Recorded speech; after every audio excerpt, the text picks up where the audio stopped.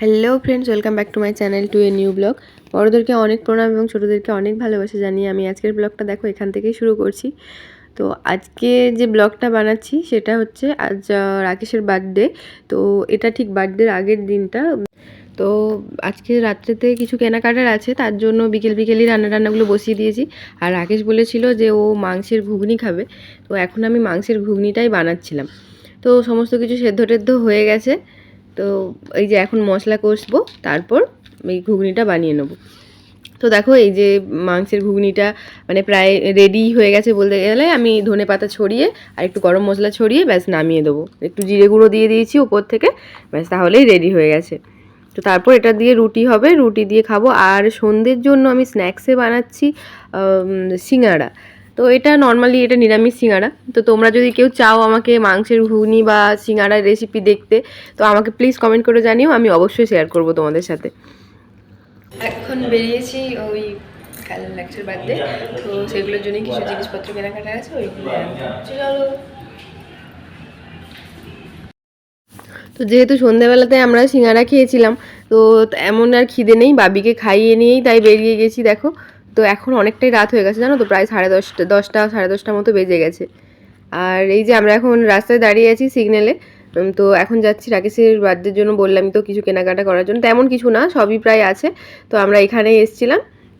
তো এই আমাদের যেটা তো জানোই, সব ব্লগেই যেটা শেয়ার করি, কিছু কেনার হলে আমরা এখানেই চলে আসি আগে, কারণ এখানের জিনিসগুলো আমার বেশ ভালোই লাগে।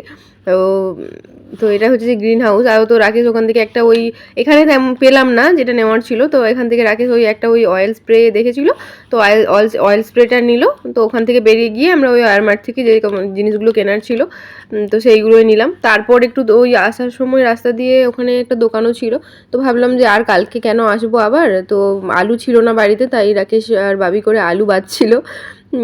ওখান থেকে আলু টালু নিয়ে তারপর আমরা এলাম। আর বাবিকে দেখো ওই রাস্তাটা দিয়ে আসার পথে না এখানটাতে এগুলো পড়ে, মানে এই যে ফোয়ারার মতো যেগুলো থাকে, ওগুলো বেশ দেখতে দারুণ লাগে। আর বাবি প্রত্যেকবারে আসলেই এখান থেকে জল ঘাঁটবে। তারপর আমরা বাড়ি চলে এসেছিলাম। আর এই যে বাবি এখন এখানে চলে এসছে। তো আজকে বাবির জন্য এই নতুন জুতোটা নেওয়া হয়েছে। ওই আসার সময় রাকেশের সমস্ত যে জিনিসগুলো কিনতে গেছিলাম ওখান থেকে নতুন জুতোটা কেনা হয়েছে, তাই ও ওটা পরে পরে ঘুরছে আর আমাকে দেখাচ্ছে। তো দেখো এই যে, তো বললামই তো যে রুটি করেছিলাম আর মাংসের ঘুগনি করেছিলাম। তো রুটিগুলো এখন গরম আছে, তবে অতটা গরম গরম নেই আর কি। তো আমি ভাবলাম, আর রাকেশ বললো যে ও সিঙ্গাড়া খেয়ে পেট একদম ভর্তি, ও খাবে না, তাই ও মুড়ি খাবে আর আমি রুটি দিয়ে ঘুগনি খেলাম। আর তারপরে ব্লগটাকে আর টানিনি, মানে বাড়াইনি। তো এটা তার পরের দিনের ব্লগটা, মানে রাকেশের বার্থডের দিন সকালবেলাটাতে আমরা বেরিয়েছিলাম আবারও কিছু ওই সবজিপাতি কেনার ছিল, তো সেইগুলো আনতেই এসেছিলাম। আর বাবির জন্য টুপিটা আনতে একদম ভুলে গেছিলাম। বাবির যেহেতু মাথা ন্যাড়া হয়েছে, তো প্রচণ্ড রোদ, তো আমি বাবির মাথাতে হাত দিয়ে চেপে রাখছিলাম। আর রাকেশ অনলাইন থেকেও কিছু জিনিস অর্ডার করেছিল, ও বেশিরভাগটাই অনলাইন থেকে অর্ডার করেছিল বলে, তাই আমরা সবজি টবজি ওগুলোই দোকান থেকে কিনেছিলাম। তো ওই লোকটাই চলে এসেছিলো, রাকেশ ওখানেই ফোন করছিল আর বাবি ছুটে পালাচ্ছিল ওদিকে। আর তোমাদের সাথে দেখো একটা জিনিস শেয়ার করি, পেঁয়াজগুলো দেখতে পেয়েছো? এখানে হয়তো ফোনে বোঝা যাচ্ছে না, কিন্তু কী যে মারাত্মক বড় বড় পেঁয়াজ।